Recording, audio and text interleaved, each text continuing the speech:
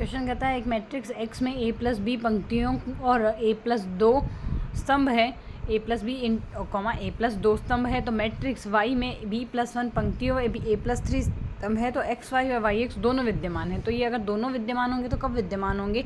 यहाँ से x Y और वाई एक्स दोनों विद्यमान है, मतलब a प्लस 2 की जो वैल्यू है वो बराबर आएगी b प्लस 1 के रेस्पेक्टिवली। यहाँ से हमारे पास मतलब पहले यहाँ से a इंटू बी कर रहे हैं तो a के जो स्तंभों की संख्या है वो b की पंक्तियों की संख्या के बराबर आनी चाहिए, और बी ए भी अगर विद्यमान है तो b की जो पंक्तियों की स्तंभों की संख्या है a प्लस 3 की जो वैल्यू है वो हमारे पास a प्लस बी के बराबर आनी चाहिए। तो दोनों पक्षों में सरल करें, a से a कट गया, b का मान 3 आ गया। अगर b का मान हम 3 सब्सटीट्यूट करते हैं तो यहाँ से 3 और 1 4, 4 माइनस 2 बराबर 2 आ गया। तो a का मान आ गया 2 और b का मान आ गया 3, a का मान 2 b का मान 3। सेकेंड ऑप्शन हमारे पास करेक्ट हो गया। नेक्स्ट क्वेश्चन कहता है यहाँ से हमारे पास a does not equals to b does not equals to c, तो हमें इसका डिटर्मिनेंट बराबर 0 आएगा। किस केस में आएगा?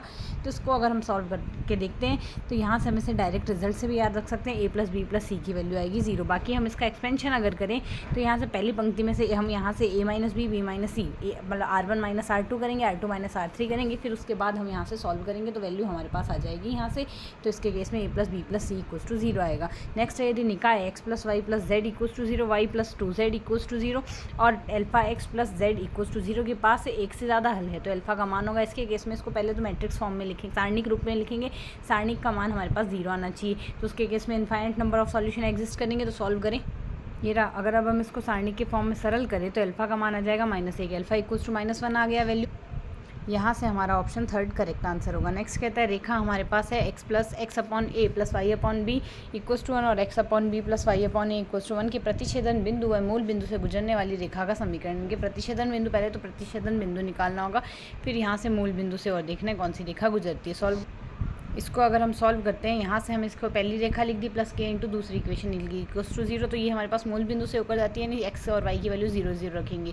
तो 1 माइनस के इक्वल्स टू 0 आ गया। सॉल्व करेंगे, के की वैल्यू आ गई -1। जैसे के की वैल्यू -1 रखते हैं, इसको सॉल्व करेंगे, हमारे पास यहाँ से ये वैल्यू आएगी, जिसको हम आगे सिंप्लीफाई करके ये फॉर्म लिख सकते हैं। तो इक्वेशन बन जाएगी एक्स, अगर ए और बी हमारे पास क्वेश्चन के अकॉर्डिंग है कि बराबर नहीं है तो x minus Y equals to 0 आ गई रेखा। फोर्थ ऑप्शन हमारे पास करेक्ट आंसर है।